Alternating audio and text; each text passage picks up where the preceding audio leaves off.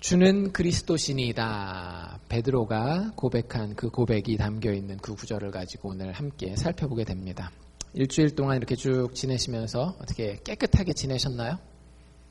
예, 깨끗하게 손도 잘 씻으시고 세수도 잘 하시고 무엇보다 우리의 마음이 얼마나 깨끗했었는지 우리 지난주에 예수님의 가르침을 다시 한번 기억해 보면서 내 마음이 하나님이 공급하시는 예수 그리스도의 십자가를 묵상하는 것을 통해서 얻어지는 깨끗함을 가지고 일주일을 살아왔는지 잠시나마 이 시간에 한번 생각해 보실 수 있는 시간이 되시면 좋겠고요. 이제 그 이야기를 지나서 오늘은 8장으로 넘어옵니다. 그 예수님의 깨끗함에 대한 이야기가 7장에 나와 있었잖아요. 그리고 나서 예수님이 이제 우리가 살펴보지 않은 에피소드 2개가 7장에 더 있는데 그게 뭐냐면 하나는 두로라고 하는 지역에 가서 어떤 여자의 딸을 고쳐주는 이야기가 나옵니다. 그래서 이방인 여자였는데 그 이방인 여자가 자기 딸이 약간 이 정신 상태가 좋지 않았었던 것 같아요. 성경에 나온 표현대로라고 하면 귀신이 들려서 딸이 굉장히 고생하고 있었는데 그 딸을 좀 고쳐주십시오라고 얘기했을 때 예수님이 그 딸을 고쳐주시는 이야기를 봅니다. 그리고 나서 또 데가볼리라고 하는 지역으로 가서는 한 병자를 만났는데 이 병자는 2개의 병, 아주 심한 병 2가지가 같이 걸려 있었는데 하나는 귀가 먹었어요. 귀가 안 들리고요. 그러니까 또 말도 제대로 못하는 귀먹은 벙어리를 만나게 되는데 그 귀먹은 벙어리를 고쳐주시는 그 2가지 이야기가 우리가 지난주에 봤던 그 깨끗함에 대한 이야기 다음에 나옵니다. 우리가 거기서 조금 이렇게 짚고 넘어가야 될 건 뭐냐면 예수님이 의도적으로 찾아간 동네가 아주 독특했다라고 하는 거죠. 둘 다 이방인들이 사는, 흔히 이야기하는 예수님 시대 때 사람들이 얘기하는 더러운 지역에 예수님이 일부러 찾아가신 거예요. 그래서 그들한테 뭘 주셨어요? 육체의, 정신의 깨끗함을 주시는 걸 볼 수 있습니다. 여러분들 다시 한번 여러분들에게 목사로서 성경을 아는 자로서 이렇게 말씀드리고 권면하는데 여러분들 우리의 인생의 깨끗함은 우리의 어떤 겉의 조건, 내가 갈릴리에 사느냐 예루살렘에 사느냐 뭐 어디에 사느냐 이런 게 중요한 게 아니고요. 예수가 함께 있느냐 없느냐가 우리의 삶의 깨끗함을 결정한다라는 사실을 꼭 기억하실 수 있기를 바랍니다. 그래서 그 깨끗함을 예수님이 공급해 주시는 이야기가 사실은 7장 뒷부분에 실제 샘플로 예시로 이렇게 나오고 있는 것을 우리가 볼 수 있고요. 오늘 우리가 이제 8장을 보게 됩니다. 특별히 뒷부분 우리가 27절부터 맨 마지막 38절까지 읽었잖아요.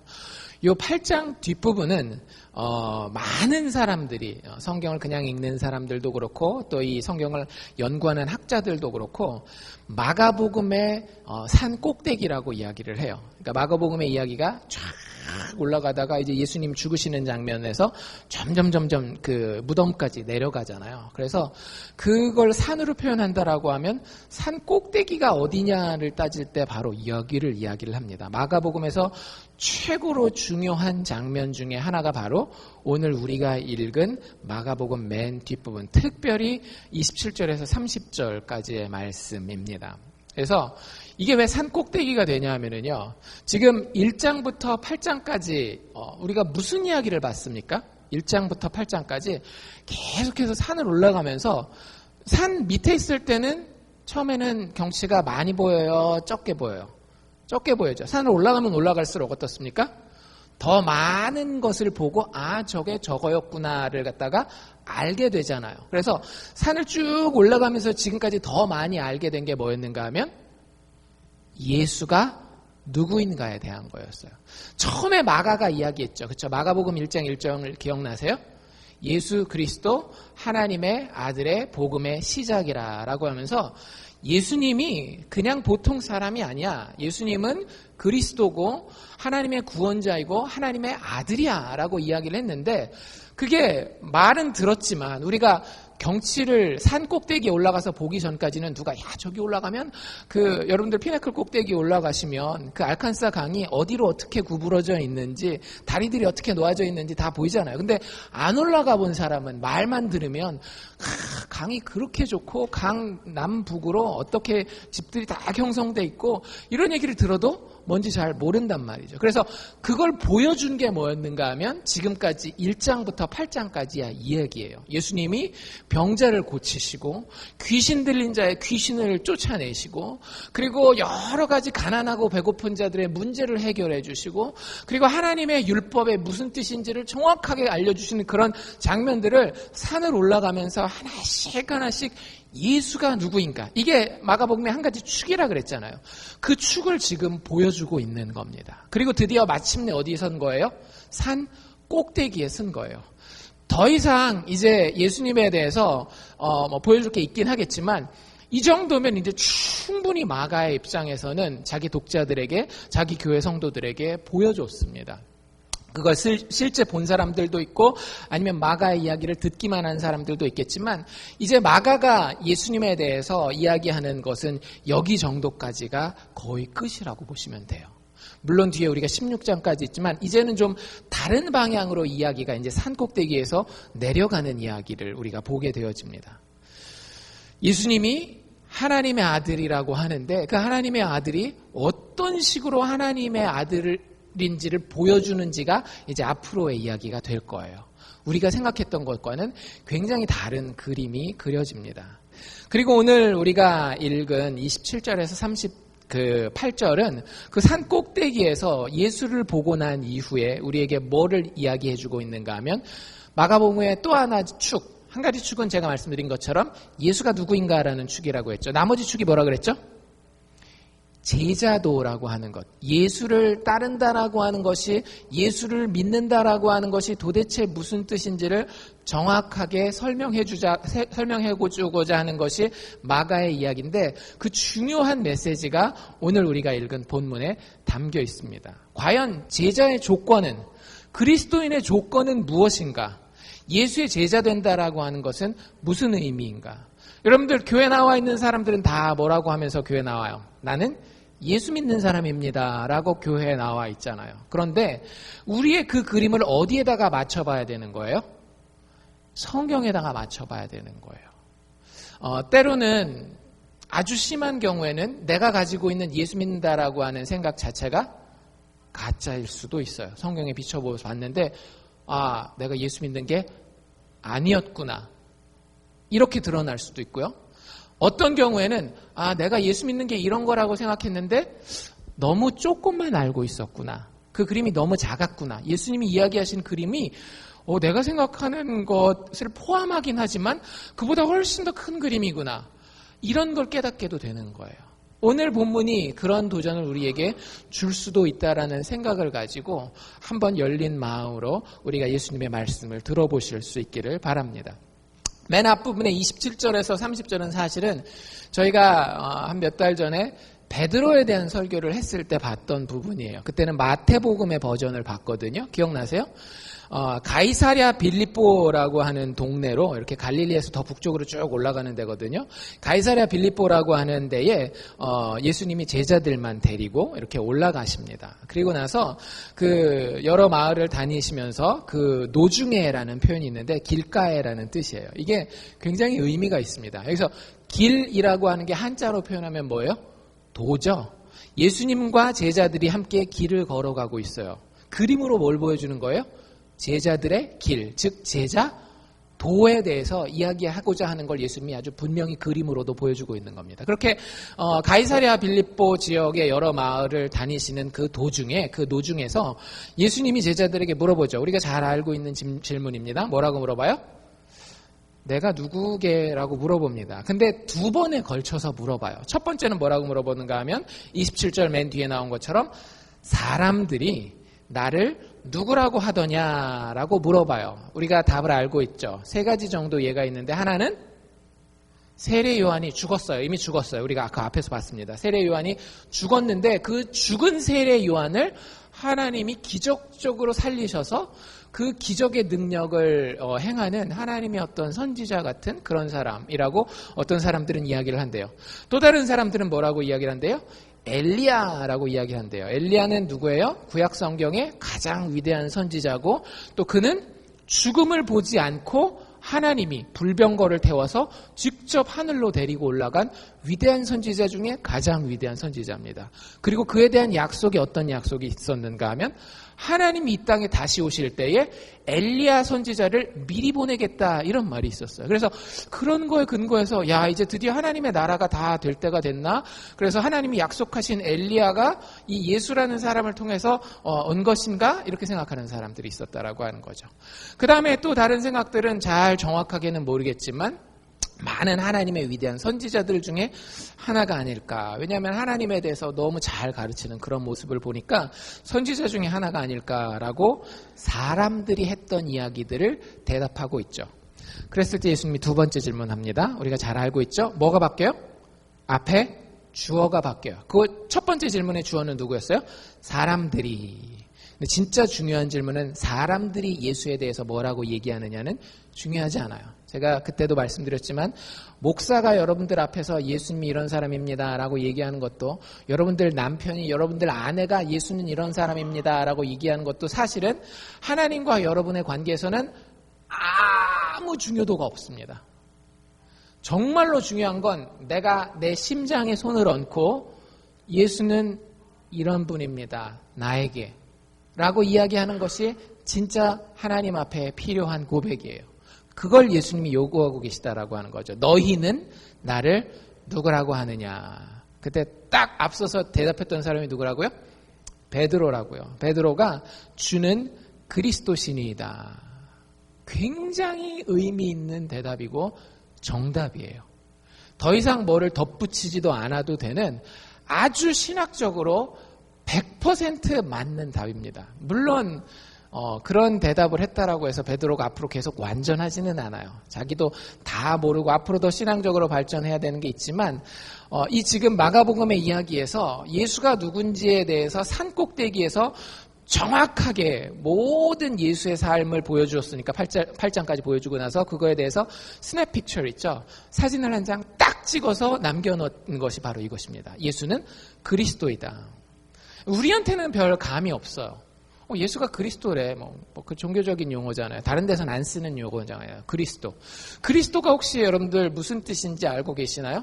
신앙생활 오래 하신 분들은 그리스도가 뜻이 있는 단어예요. 그게 무슨 뜻이냐면 기름을 붓는다라는 뜻입니다. 요리하기 위해서 후라이팬에 기름 붓는 게 아니라 사람을 어떤 직책에다가 임명하기 위해서 이렇게 기름을 붓는 거예요.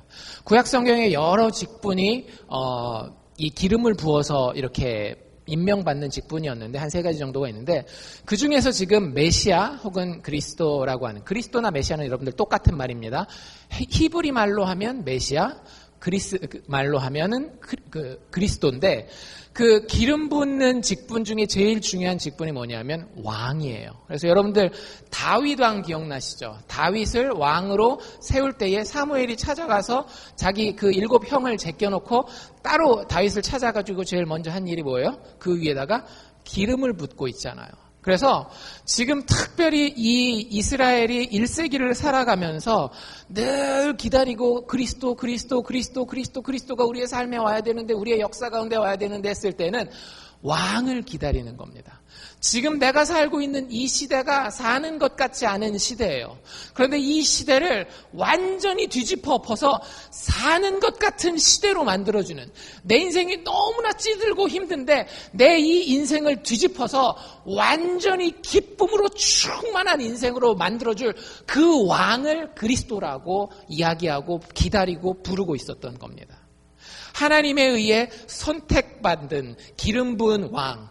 그래서 이 역사 가운데 오셔서 나의 인생 가운데 오셔서 나의 모든 대적을 무찌르고 나의 모든 깨끗함을 회복해주며 망가진 정의와 공평을 회복해줄 그런 신적인 왕을 기다리고 있었어요. 근데 그게 누구라고 하는 거예요? 예수 그리스도라고 하는 거죠. 아까 이 이야기가 어디에서 일어난다라 그랬나요? 가이사랴 빌립보라고 하는 동네 근처에서 일어난다라고 얘기를 했죠. 여러분들 그게 굉장히 큰 의미를 가지고 있습니다. 지금 가이사랴 빌립보는요, 아주 우리식으로 얘기를 하자면 신도시예요. 떠오르고 있는 신도시인데 이유가 뭐냐 하면 로마에서 돈을 들여가지고 그 도시를 갖다가 막 개발을 해요. 그리고 그 도시의 가장 중심에다가 억수로 많은 돈을 부어가지고 굉장히 중요한 건물을 하나를 짓습니다. 예수님 그 당대에. 그 건물이 뭐였는가 하면 신전이었어요. 그러니까 신을 섬기는. 여러분들이 한번 상식을 동원해 보십시오. 그리스 로마 문화에서 신전을 만든다. 어떤 신에게 제사를 드리기 위해서 신전을 만들었겠습니까? 보통 우리가 알고 있는 제우스, 로마 신화에서는 제우스를 주피터라고 얘기하죠. 뭐 이런 신들, 아니면 여신이었던 아테나라든지 뭐 아프로디테스, 비너스 이런 신들을 섬기는 신전들이 다 있었어요. 그런데 지금 여기 가이사랴 빌립보에 세우는 이 신전은요, 아주 특별한 신을, 새롭게 떠오르고 있는 신은 강자로서의 신을 섬기기 위해서 만든 신전이었습니다. 어떤 신을 섬기기 위해서였을까요? 그 전까지는 로마가 공화정이었어요. 그래서 여러 국회의원들이, 쉽게 얘기하자면 상원 의원들이 나라를 같이 다스렸습니다. 근데 예수님 태어나기 한 몇십 년 전에 로마에 새로운 정치 체제가 들어서는데 그게 뭐냐면 황제 통치 체제였어요. 그리고 이때 예수님 때부터 어떤 일이 벌어지는가 하면 황제의 신분을 어떻게 만드는가 하면 신격화하는 거예요. 황제는 단지 똑같이 우리랑 똑같은 인간인데 그 중에 좀 위대한 능력 있는 사람이다가 아니라 황제는 신의 아들이고 신의 아들은 신분이 뭐가 되는 거예요? 신이 되는 거예요. 그래서 가이사랴 빌립보에서 예수님이 제자들한테 질문하고 이 답을 얻어냈다라고 하는 것은 굉장히 큰 의미를 가지고 있습니다. 지금 가이사랴 빌립보의 신은 누구예요? 로마 황제예요. 그런데 거기서 예수님이 어떤 대답을 듣기 원하셨더라고요? 너한테 황제는 누구니? 이 대답을 듣기 원하셨다라고 하는 거예요. 너희들한테 황제는 누구야? 베드로가 아직 부족했지만 뭐라고 고백했다라고요? 주는 그리스도신이다. 예수님, 당신이 내 삶의, 우리의 역사의 황제이십니다. 라고 고백하는 겁니다. 여러분들 여기에 제자도의 첫 번째 조건이 있습니다. 여러분들이 예수의 제자라고 불린다라고 한다면, 혹은 예수 믿는 사람이라고 한다면 다른 것들 일단 다 내려놓으십시오. 이 첫 번째 조건이 만족되어야 합니다. 여러분들에게 황제는 누구이십니까? 중국에서 그 소황제라는 얘기들 많이 들어보셨죠? 중국 그 뉴스들 보시면 중국의 소황제들은 누구예요? 한 명밖에 인구 출산 그거 했었잖아요. 인구 조절 했었잖아요. 그래서 중국의 많은 지금 초등학교, 중학교 애들이 자기들을 다 뭐라고 생각하는가 하면 황제로 생각해요. 왜 그래요? 부모들이 걔네를 황제로 모셨으니까. 인터넷 혹시 관심 있게 보시는 분들은 진짜 꼴이 가관이 아닙니다. 진짜 우리 초등학교 한 3학년, 4학년 되는 애들이 남자애들 같은 경우는 막 명품 시계 막 이런 것들 차고 여자애들 같은 경우는 막 그 명품 화장품 바르고 명품 백 들고 거기서 탁 가방 열어가지고 돈 딱 꺼내가지고 쫙 날리면서 유튜브에다 그런 동영상을 올려요, 지들이. 그러면서 야, 니들 같은 흑수저는 내 발끝에도 못 쫓아와 막 이렇게 황제들. 여러분들, 여러분들이 섬기는 황제들은 어떤 황제들입니까? 한국 사람들도 중국 사람들이랑 사실 비슷한 부분이 많이 있기 때문에 우리도 많은 경우에 내 인생의 황제는 자녀들인 경우들이 굉장히 많이 있어요. 또 꼭 동양적인 문화를 벗어나서 보통 현대 사회가 또 황제로 많이 섬기는 게 있죠. 뭐예요? 돈이에요. 돈. 황금 만능주의. 매먼, 금신, 물신이라고 이야기하는 돈이라는 것도 우리의 황제로 우리의 삶에 많이 자리 잡습니다. 여러분들이 어떤 것들을 판단할 때에 판단의 기준이라고 하는 게 있잖아요, 그렇죠? 근데 많은 경우에 뭐가 판단의 기준이 됩니까? 돈이 나한테 얼마나 들어오는지 나가는지가 우리의 삶의 판단의 기준이 되고 있지 않아요? 여러분들 돈이 살아있는 생물체는 아니지만 그런 면에서 내가 판단할 때 돈이 되어서 판단한다라고 하는 것은 마치 무엇과 같은가 하면, 문학적으로 표현한다라고 하면 돈이 내 머리 꼭대기에 앉아가지고 나한테 명령하는 거예요. 우리가 돈한테 가서 돈 황제시여, 지금 나에게 A라는 옵션과 B라고 하는 옵션이 있습니다. 무엇을 어떻게 선택해야 할까요? 라고 얘기했을 때 내 머리 꼭대기에 앉아있는 이 돈 황제가 나에게 B는 이익이 별로 없어. A라고 하는 게 다른 사람들한테는 조금 고달프겠지만 너한테 더 많은 돈을 가져다 줄 거야. A를 택해. 라고 우리 머리 꼭대기에 앉아서 왕노릇하고 있다라고 하는 거예요. 또 현대사회에서 우리에게 황제 노릇하는 것은 쾌락이라고 하는 거 있죠. 인생의 재미라고 하는 거. 여러분들, 제가 말씀드리는 것들이요, 자녀도 그렇고 돈도 그렇고 쾌락도 그렇고 그것 자체로 나쁜 것은 아니에요. 그것 자체가 정말로 우리가 그거 만져서도 안 되고 쳐다봐서도 안 되는 그런 것들 아닙니다. 하나님 우리에게 얼마든지 축복으로 허락해 주실 수 있는 거예요. 근데 문제는 어디 있는가 하면 우리가 그것을 뭐라고 부를 때에 당신이 나의 황제입니다. 당신이 나의 그리스도입니다. 라고 부를 때에 그때 문제가 생긴다라고 하는 거죠. 그 쾌락이 나의 인생에 나의 생각을 그리고 나의 행동의 방향성을 늘 결정하고 있잖아요. 그러면은 나는 말은 하지 않지만 쾌락이 나의 황제입니다. 라고 고백하고 있더라고요. 여러분들, 예수님이 하신 말씀 중에서 굉장히 중요한 말씀 하나가 있는데 예수님이 이런 얘기를 하신 적이 있어요. 너희가 돈과 하나님을 겸하여서 섬길 수 있다 없다? 있다 없다? 없습니다. 제 얘기가 아니라 하나님이, 예수님이 이 땅에 오셔서 직접 자기 입으로 하신 얘기예요. 너희가 하나님을 왕으로 섬기든지 예수를 왕으로 섬기든지 아니면 돈을 왕으로 섬기든지 단지 돈만 얘기하는 거겠어요? 아니겠죠. 우리가 소중하다라고 생각하는 가족, 자녀, 쾌락, 뭐가 되든지 나의 커리어, 나의 직업, 뭐가 되든지 내가 소중하게 생각하는 그 어떤 것이 왕이 된다라고 하면 하나님은 더 이상 나에게 왕이다 아니다? 왕이 아니라는 거예요. 여러분들, 사람은 영혼을 가진 존재이기 때문에 한 분만 왕으로 섬길 수 있습니다. 그거 분명히 알아두십시오. 내가 예수도 왕으로 섬기고 다른 것도 왕으로 섬기고 불가능해요. 다른 것 다 내려놓고 이게 먼저 자리 잡아야 됩니다. 예수 믿는 여러분들이라고 한다면 혹은 여러분들의 믿음이 예수 믿는 단계 초기에 있다라고 한다면 다른 거 진짜 다 버리십시오. 과격하게 들릴지 모르겠지만 제 얘기가 아니에요. 여러분들이 방금 읽었던 거기에 나와 있는 이야기들입니다. 다 버려두세요. 내가 얼마나 돈을 많이 벌 것인지, 내가 내 자식을 얼마나 성공시킬 것인지, 내가 얼마나 더 큰 기쁨과 쾌락을 누릴 것인지를 다 내려놓고 포기하십시오. 그리고 단 한 가지에만 집중하십시오. 여러분들이 예수의 제자 되기를 원한다라고 한다면, 여러분들이 여러분들의 믿음을 올바로 된 트랙에 세워놓기를 원한다라고 한다면 그 한 가지에만 집중하십시오. 누가 내 인생의 황제인가? 예수인가? 아니면 다른 어떤 것인가?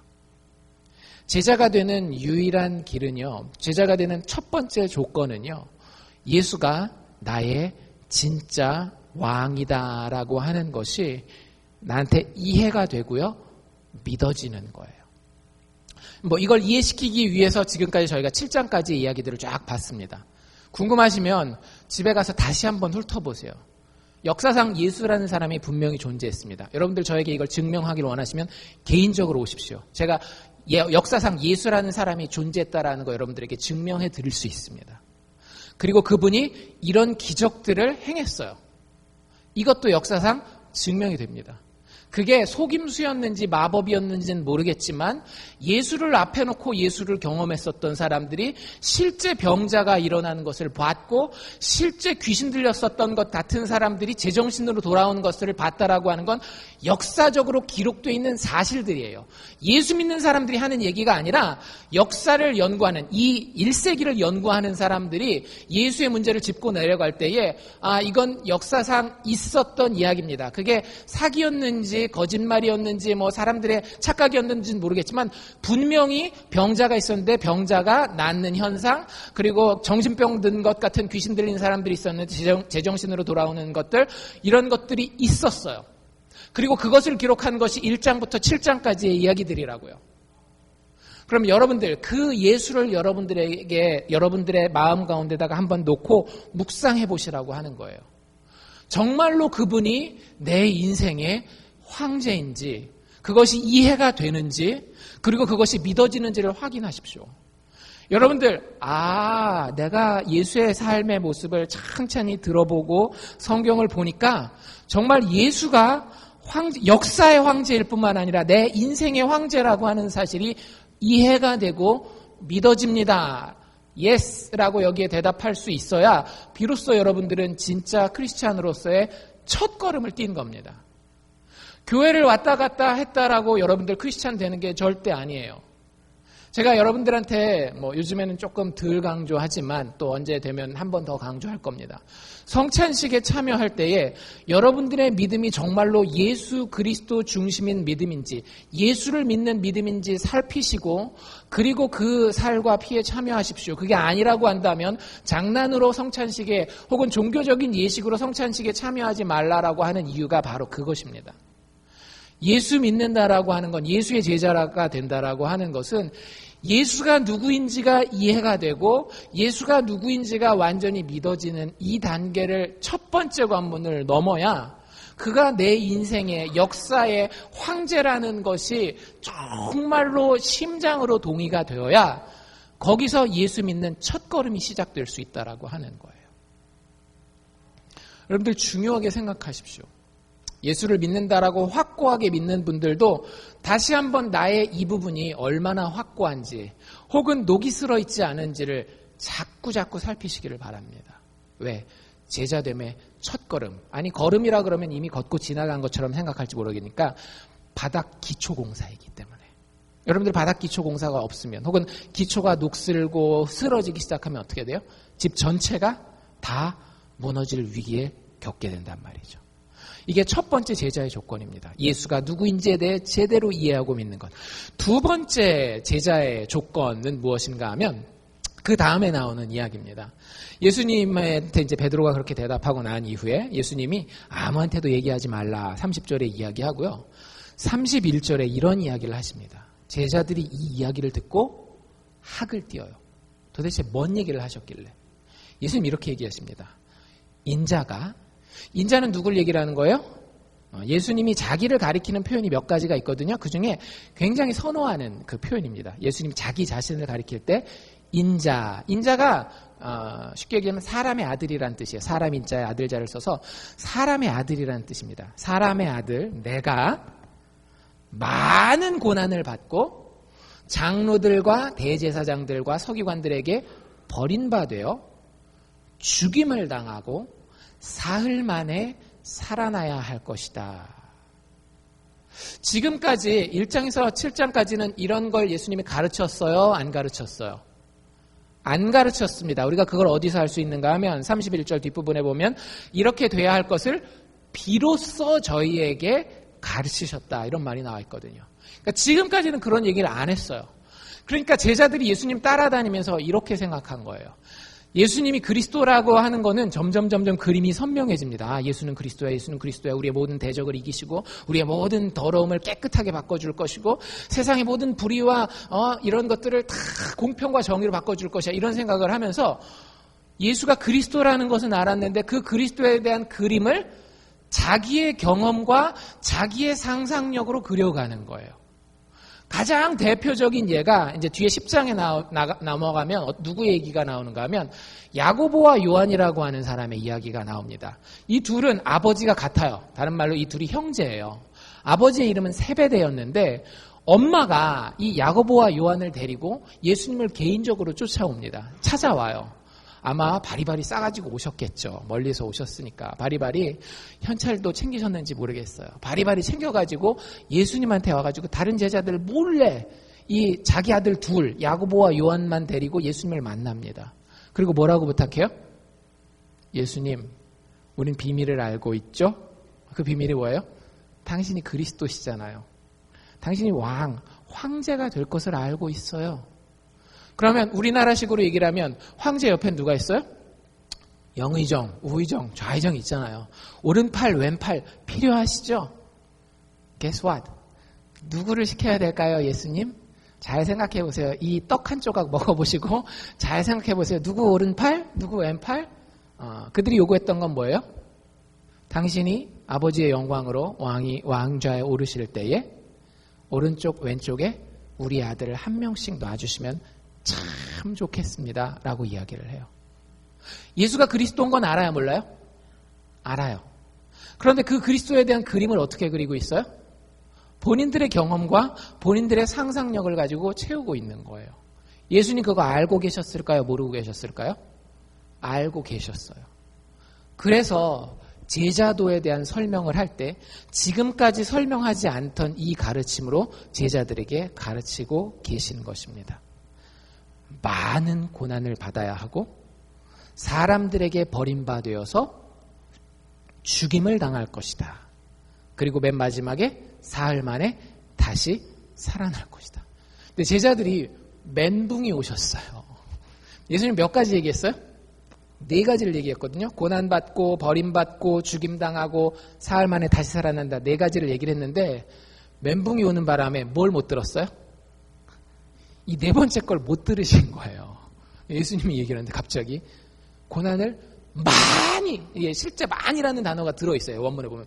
고난을 그냥 받는 것도 아니고 많이 받을 것이고 사람들에게 버림받아 될 것이고 게다가 죽을 것이다까지 가는 순간 온 정신이 희미해지면서 4번째 예수님 뭐라고 얘기하는데 잘 안 들렸어요. 예수님이 이 인자라고 하는 표현을 의도적으로 쓰신 이유가 있습니다. 인자가 무슨 뜻이라 그랬어요? 사람의 아들이라는 뜻이라 그랬죠. 그래서 물론 이게 예수님이 우리와 똑같은 인성을 가지고 계시는 분이다라는 걸 설명할 때도 쓰이는 단어예요. 그런데 구약 성경에 넘어가면 다니엘서 7장에 보면 이 인자에 대한 이야기가 나와 있습니다. 하나님께서 인류의 역사의 종말에 하나님의 심판자, 최종 심판자, 재판장을 보낼 거예요. 그런데 그분이 내려오는 모습을 뭐라고 설명을 하고 있는가 하면 사람의 아들처럼 생긴 분이 구름을 타고 천사와 함께 내려와서 세상의 모든 권세를 받아 심판하고 재판할 것이다 라는 이야기가 나와요.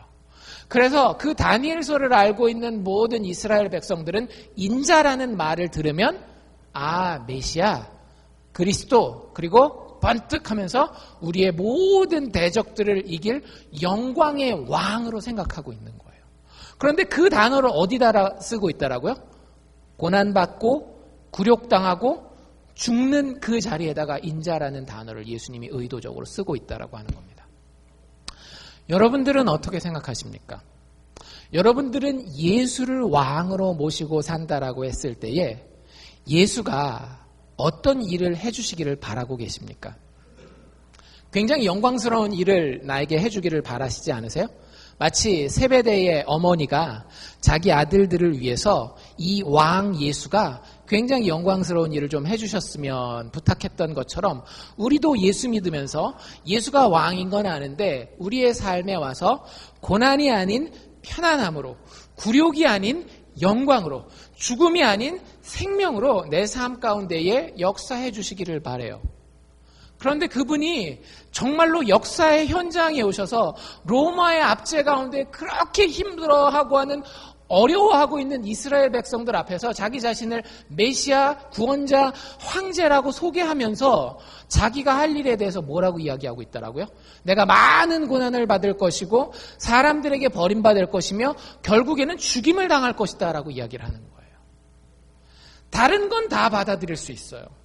그냥 예수님 따라다니기 때문에 발 부르트고 좀 배고프고 이런 거는 다 감당할 수 있어요. 그런데 지금 예수님 따라다니는 거의 핵심이 뭐예요?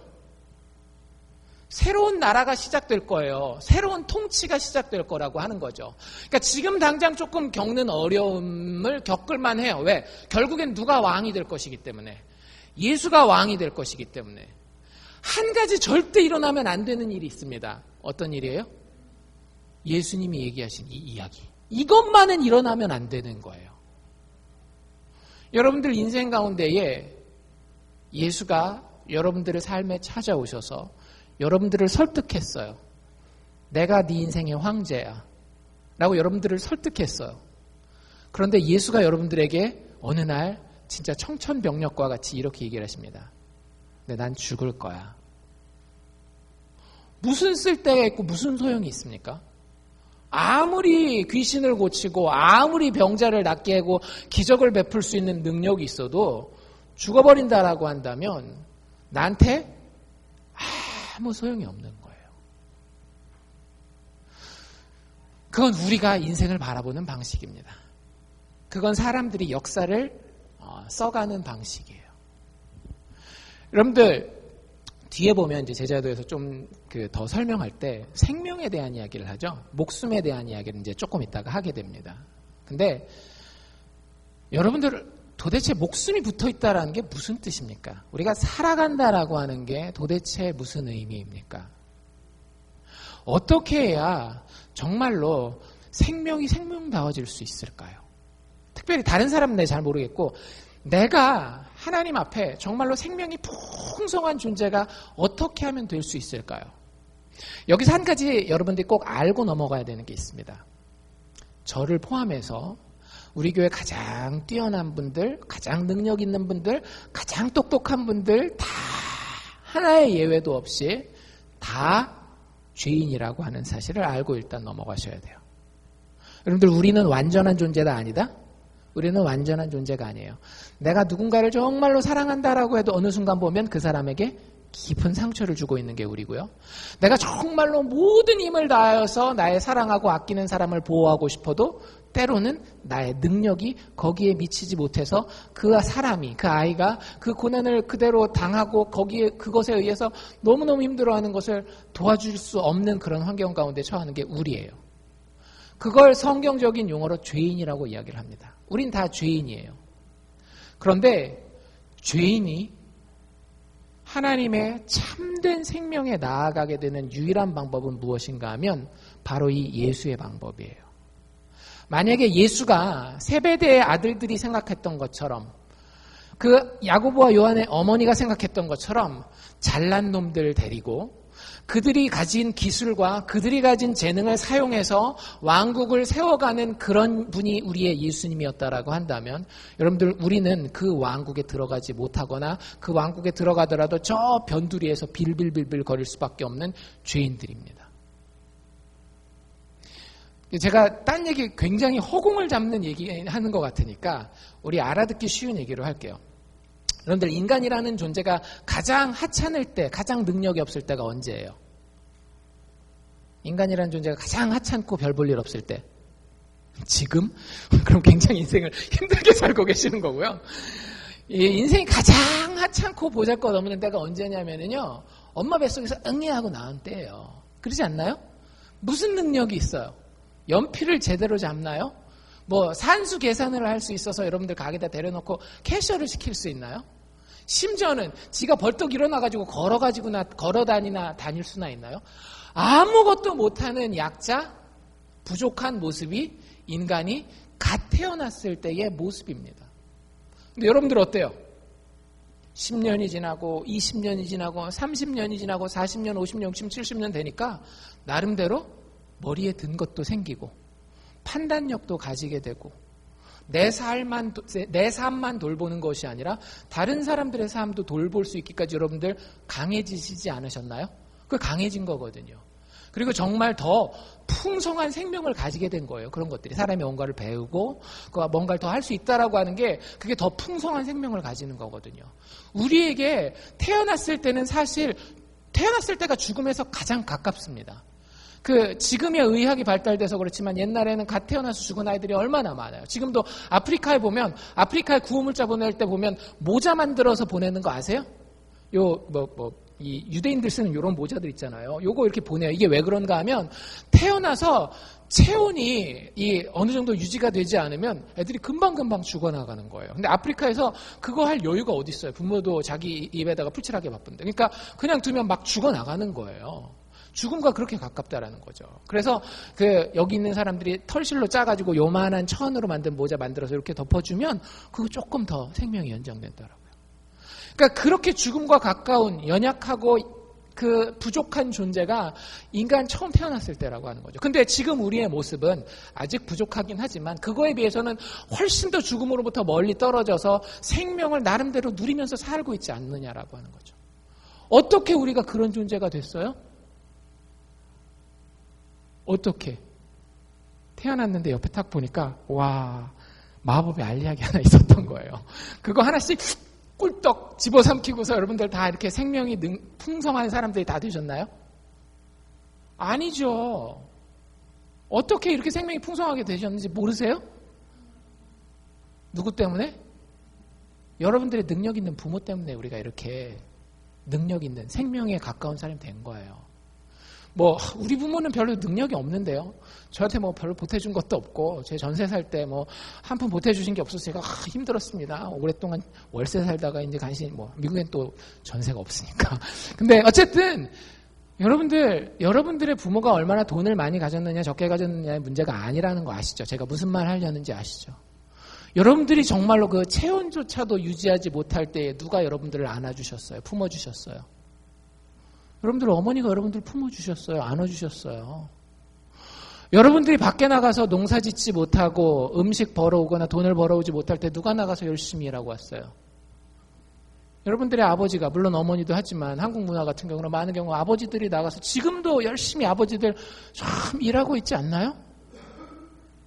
능력자들이란 말이죠. 어머니, 아버지들이 다. 그런데 그 연약한 존재 하나를 위해서 그게 도대체 무슨 존재이길래 그 연약한 생명보다는 죽음에 더 가까운 그 핏덩어리 하나를 위해서 희생하고 지난번에 얼마 전에 그 여자분들 성경 공부하는데 그런 질문이 있었어요. 여러분들에게 안식이 가장 필요했었던 적이 언제입니까? 남자분들은 아실래나 모르겠어요. 여자분들은 거의 일관적이더라고요. 언제 가장 안식 쉬고 싶었을까요? 애 낳고 나서 애 어릴 때 키울 때 잠 못 잘 때. 한 둘 연속으로 키우는 집 같은 경우는 하나 재워놓으면 그 다음 애가 또 뻘떡 일어나면은 걔네는 24시간 중에 12시간 눈 뜬다 그래도 그게 번갈아 가면서 엄마는 어떻게 되는 거예요? 24시간 내내 눈 뜨고 막 돌아가시는 거죠. 하루만 누구한테 애 맡겨놓고 좀 이렇게 그런 고난을 누군가가 나를 그 핏덩어리를 위해서 당해준 거예요. 여러분들 그 어린 아이들을 데리고 다니는 사람들이 미국은 조금 덜해요. 그런데 한국에서 혹시 그런 경험들이 있으신지 모르겠는데 한국에서 버스 같은 거 타잖아요. 버스 타면 애들 꼬맹이 3살 4살짜리 들고 버스 타면 운이 안 좋으면 어떤 사람들 만나요? 아줌마가 집에서 애나 보지. 아니 그게 그 아줌마 잘못이에요? 여러분들 혹시라도 그런 말을 예전에 했던 경험이 있다라고 한다면 회개하십시오. 여러분들의 생명이 그 아줌마들 때문에 지금 다 있는 거예요. 그 얼마나 치욕스러운 순간이고 굴욕을 당하는 순간입니까? 근데 그 아기 손 잡고 버스에 올라타고 그 아이들 유치원에 데리고 다니고 다른 사람들 눈칫밥 먹어가면서 애들 모유 수유해주고 그런 창피함이 있었기 때문에 그 핏덩어리 죽음에 가까운 존재가 지금은 생명이 있는 존재처럼 살아가고 있는 거예요. 저와 여러분이. 예수님이 우리의 황제가 되실 때에 이렇게 얘기를 하십니다. 나는 너희에게 생명의 줄 황제가 될 거야. 나는 너희에게 생명을 풍성하게 줄 황제가 될 거야 라고 이야기하고 계시거든요. 근데 우리는 엉뚱하게 우리 그림으로 그려요. 예수님이 우리 안에 오셔가지고 막 대빵이 되고 막 기적만 베푸시고 막 이러면은 우리가 살 거라고 생각하는 거죠. 여러분들 부모가 진짜 잘나가지고 세상에 할 일이 너무 많아요. 여러분들 딱 응애하고 태어나갔는데 회사에서 전화가지고 와가지고 김 부장 우리 지금 급한 프로젝트가 있는데 당신이 없으면 안 돼가지고 거기 팍 나갔다라고 해보십시오. 엄마도 아빠도 다 일하러 나갔어요. 능력을 막 발휘하시면서 진짜 능력자로서. 그럼 우리는 여기 있다 없다? 없다라고요. 여러분들 사람이 생명력 있는 존재가 되는 데에는요. 누군가의 생명이 소비되는 것을 통해서 그 생명이 가능하게 되는 겁니다. 잊고 사셨죠, 오랫동안. 우리가 모르는 건 아닌데요. 세상을 너무 바쁘게 치열하게 살다 보니까 그 사실을 잊고 살았어요. 하나님 정도 되면, 예수님이 하나님이잖아요. 하나님 정도 되면 얼마나 할 일이 많고 바쁘고 신경 쓸 게 많겠어요. 그러지 않겠어요? 근데 지금 그 하나님이신 예수님이 그 모든 우주를 통치하는 그 모든 일들을 다 제껴놓고 죄인들을 위해서 개인적으로 그 한 사람 한 사람 한 영혼을 만나려고 이 땅에 오셔서 많은 고난을 당하시고 받지 않아도 되는 창피함을, 굴욕을 당하시고 그리고 자신의 생명을 우리를 위해서 소비하고 마침내는 죽음의 자리에 들어가시겠다라고 이야기하고 있는 거예요. 여러분들, 이 예수가 여러분들 마음 가운데에 이해되고 수용되어야 합니다. 예수께서 내 삶 가운데 역사하실 때에 내가 원하는 대로 예수께서 만약에 역사하신다라고 하면 누가 왕이에요? 내가 왕이죠. 예수는 종이고. 근데 여러분들이 아까 이야기했던 것처럼 1단계를 내가 왕이 아니라 예수를 왕이요 예수를 황제로 삼는다라고 한다면 예수님의 이 고난과 굴욕과 죽음이 내 마음 가운데에 이해가 되어야 되는 거예요. 그래서 예수님이 때로는 내 삶 가운데에 초라한 모습으로 올 때에 그 초라한 모습이 다 누구 때문에 당하는 걸 깨닫는 거예요? 나 때문에. 나에게 생명을 주고 더 풍성히 주기 위해서 예수님의 이런 낮아지심이 있었구나라고 하는 것을 깨닫게 되는 겁니다. 그래서 제가 아까 말씀드린 것처럼 이 8장 이후 9장, 10장, 11장 이렇게 넘어가면서부터는 지금까지의 모습과는 다른 예수님의 모습이 나와요. 그리고 예수님이 자꾸 지금부터는 무슨 이야기를 하시는가 하면 내가 죽는다, 내가 죽는다, 내가 죽는다 이 얘기를 해요. 여러분들 이게 내 마음속에 이해가 되는 것이 제자 되어 예수를 따르는 것입니다. 안 믿어지고 이해가 안 되면 하나님께 기도해서 구하십시오. 하나님 무엇이 생명의 길인지 예수 안에만 있는 걸 압니다. 여러분들 부모는 여러분들에게 생명을 허락해 주시지만 그리고 그 생명이 더 풍성하게 만들어주지만 영원히 책임질 수 있나요? 없죠. 그런데 예수님 어떻게 하셨어요? 세 번째까지만 들었죠? 네 번째 뭐가 있었어요? 사흘 만에 다시 일어나야 할 것을, 살아나야 할 것을 제자들에게 가르치셨다라는 거예요. 너희들 주변에 너희에게 생명을 주는 그림자의 모양들이 많이 있지만 너희들의 부모를 통해서 혹은 여러분들의 친구를 통해서 여러분들의 좋은 이웃을 통해서 여러분들에게 정말로 희생의 모습으로 생명을 더 풍성하게 더해주는 그런 그림자들이 있지만 그런 그림자들의 한계는 뭐라고 하는 거예요? 여러분들의 부모의 도움을 언제까지 받는 게 마지막입니까? 부모님 돌아가실 때까지 아니에요? 그런데 예수께서 어떻게 하신다라고요? 그 죽음을 뛰어넘으셔서 영원히 시간과 공간을 초월해서 우리를 돌보시고 우리에게 생명을 계속해서 공급해 주시겠다라고 하는 겁니다. 예수 그리스도의 십자가의 죽음뿐만 아니라 부활로 인하여서 예수님은 우리가 그리지 못했던 완벽한 왕의 모습을 그리시고 실행하시겠다라고 지금 가르치고 계시는 거예요. 여러분들 이 예수 외에 다른 길은 우리에게 있다 없다? 없어요. 여러분들이 제자도 예수 믿고 제자의 길을 간다라고 했을 때에 이 예수를 알지 못하면 여러분들 항상 나가서 어떻게 살까요? 교만한 자로 삽니다. 교만한 자로 살아요. 제가 몇 번 말씀드렸죠. 예수 그리스도께서 이 땅에 오셔서 복음을 선포하신 이래로 인류는 단 두 가지 종류로 나뉘어진다. 착한 사람과 나쁜 사람. 아니죠? 어떤 사람과 어떤 사람? 겸손한 사람과 교만한 사람으로 나뉘어진다. 왜 그런지 보이세요? 그렇게 하지 않으면 죄인들이 살아날 수 있는 방법이 없기 때문에. 그렇게 해서 그 구원자, 그 왕에 의해, 그 겸손한 왕에 의해 구원받은 자들이 절대 교만할 수 있을까요? 없을까요? 없어요. 교회 생활 10년, 20년, 30년, 50년을 해도 여러분들 예수 안 믿을 수 있습니다. 그 사람들의 신학적인 내용을 판단해서가 아니라 그 사람의 마음의 상태를 대화하고 같이 살아가면서 봤을 때에 교만하잖아요. 제가 분명히 말씀드릴 수 있습니다. 그 사람의 머리에 든 신학적인 내용을 떠나서 그 사람의 삶에서의 말이라든지 행동이라든지 태도가 교만하면 예수 안 믿는 겁니다. 믿었다 할지라도 굉장히 어린 단계에 있는 거예요. 왜? 이 두 번째 걸음도 제대로 깨닫지 못하는 거니까. 우리의 왕이 이 정도로 겸손해요. 이렇게 겸손하지 않았으면 우리가 구원 받을 수조차도 없어요. 그 구원을 받은 자들을 우리는 그리스도인이라고 이야기를 하는데 교만할래야 교만할 수가 없죠. 교만했다가도 어떻게 되겠어요? 하나님 앞에 또 그 사람 앞에 내가 잘못했습니다. 사과하고 회개하는 것이 참 그리스도인, 참 제자의 길이라고 하는 거예요. 뒤에 이런 이야기들을 할 때에 이게 얼마나 엄격한 이야기인지 이렇게까지 이야기를 했습니다. 이 얘기를 듣고 베드로가 뭐라 그래요? 멘붕이 왔죠. 멘붕 가운데 제일 먼저 정신 차린 사람이 그래도 베드로였어요. 베드로가 여기 뭐라고 얘기를 하고 있는 한글 표현은 아주 예의 바르게 써놨습니다. 32절에 보면 베드로가 예수를 붙들고 간함에 간절히 말하였음에 이렇게 돼 있죠. 아니에요. 이건 진짜 예의 바르게 써놓은 거예요.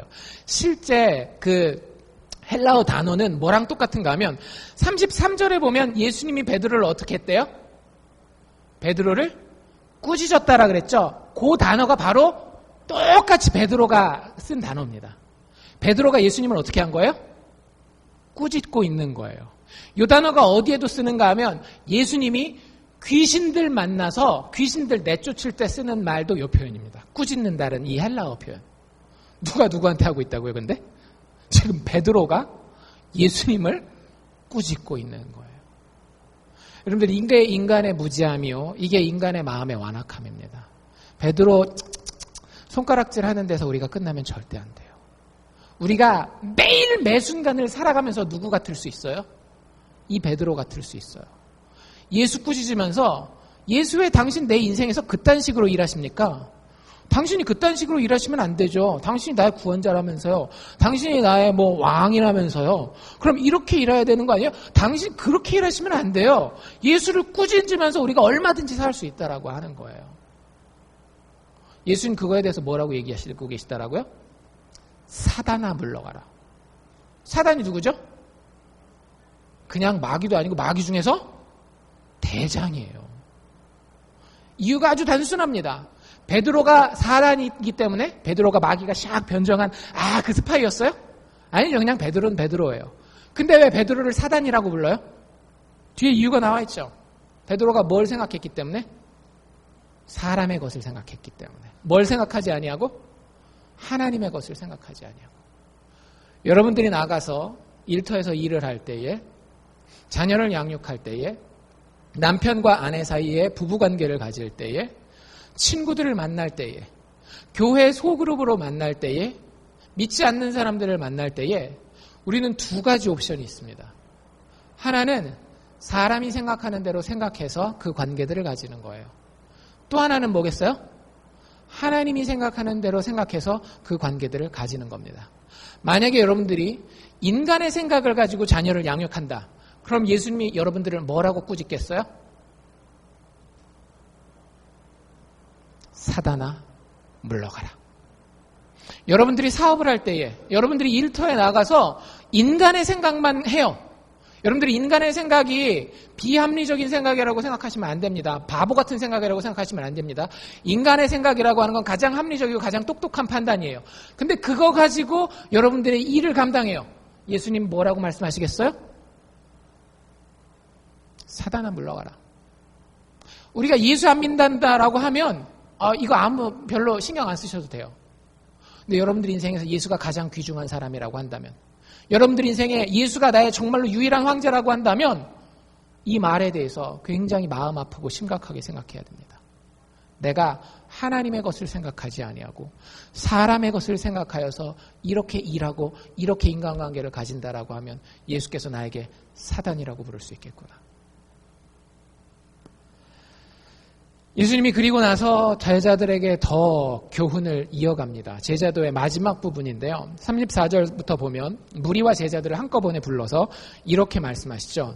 아무든지 나를 따라오려거든, 예수님의 제자가 되려거든, 예수 믿으려거든 어떻게 해야 된대요? 세 가지를 얘기를 하죠. 첫 번째, 자기를 부인하고, 두 번째, 자기 십자가를 지고, 세 번째, 나를 쫓을 것이니라. 여러분들 예수 믿는 제자라고 한다면 이 세 가지가 있어야 됩니다. 첫 번째 어떻게 해야 된다라고요? 나를 부인해야 돼요. 자기를 중심에 두면 된다 안 된다? 안 돼요. 여러분들 이게 쉽지 않습니다. 말로는 되게 쉽죠. 그래 내 중심에 나를 두지 말고 뭐 이렇게. 근데 인간의 본능이에요. 여러분들 숨을 안 쉬면 어떻게 해요? 누가 옆에 와가지고 뒤에서 탁 와가지고 코랑 입을 탁 막으면 어때요?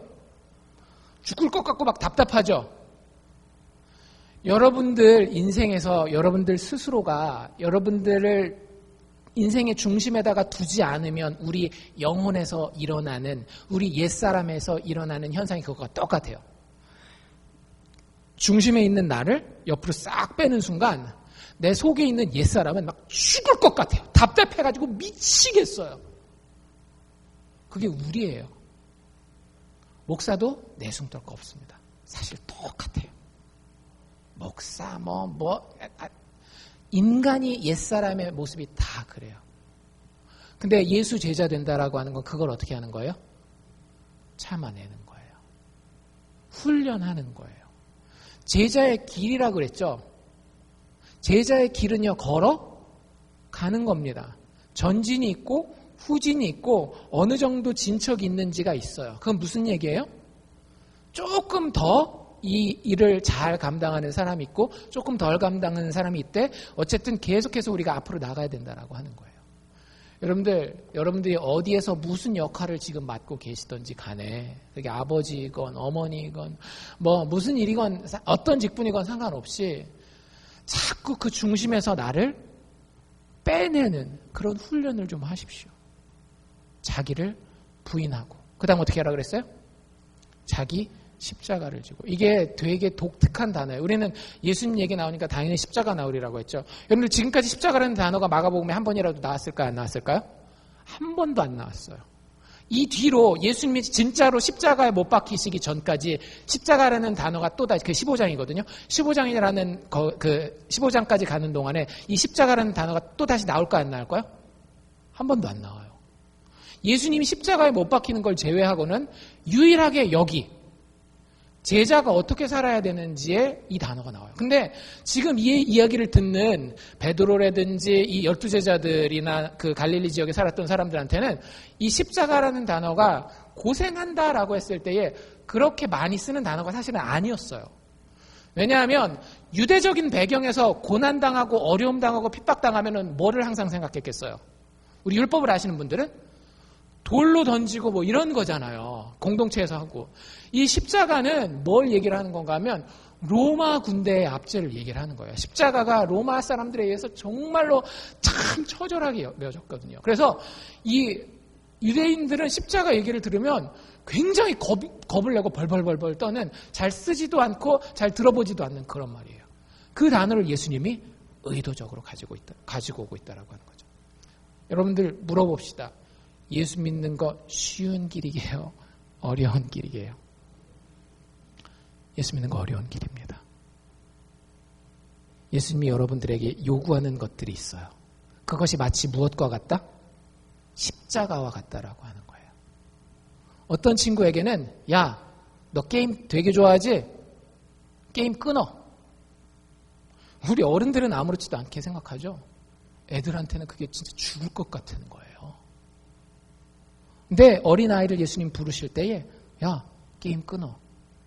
이 십자가 지는 거 요구할 수 있어요.